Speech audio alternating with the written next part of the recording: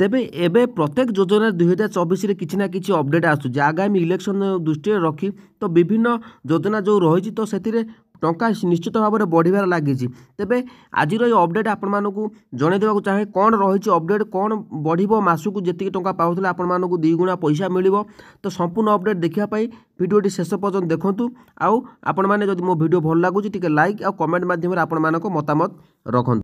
तेबे वर्तमान राज्य में मधुबाबू पेंशन योजना रे वार्षिक और विधवा भत्ता प्रदान करा जाउछि। एथिरे बयस सीमा 60 रु ऊर्ध्व रखा जाइछि हेले विधवा भत्ता पाई कौनसी बयस सीमा नाही। एथि सहित भिन्नक्षम मानक मध्य भत्ता प्रदान करा जाउछि। एही भत्ता परिमाण जो माने पाउछन से माने 500 टंका रु 800 टंका पर्यंत रही।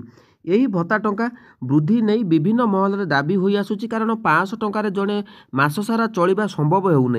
एपरिक 5टी अध्यक्ष विभिन्न जिला गस्त समय जो एवं बीके पांड्यान सार जो विभिन्न जिला को गस्त कर तो गस्त समय सबू जिलूर यही अभियोग प्रदान करा दृष्टि रखी मुख्यमंत्री खूब शीघ्र भत्ता वृद्धि खबर देव बोली पांड्यान सार कहते।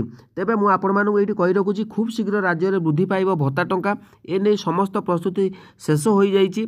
मुख्यमंत्री नवीन पट्टनायक यह घोषणा करेंगे। ए संपर्क में जनसाधारण को नहीं सूचना देइछन्ती 5टी तथा नवीन ओडिशा अध्यक्ष कार्तिक पांड्यान। तो आज बालेश्वर नीलगिरी रे आयोजित एक सभारे से यही सूचना प्रदान कर। देखु जो मैंने भिन्नक्षम भत्ता बा विधवा भत्ता पाँच से 800 टंका पाँच 500 रु 800 टंका पाँच। तेबे एतिरे निजे चलवा कष्ट हो तेणुक विभिन्न जो प्रोग्राम होची ओडिशा रे वर्तमान तो बीके पांड्यान सर जाउछन्ती विभिन्न जो प्रोग्राम होची जिला मानकरे तो सेठी अभियोग प्रदान होउची तो निश्चित भाव में यार अपडेट आसीबो। तेबे केते टंका बढ़िबो निश्चित भाव में आपण माने मो चैनल को सब्सक्राइब करी रखंतु आउ जेतेबेले केते टंका बढ़िबो निश्चित भाव में मु आपण मानकु अपडेट देई देबी।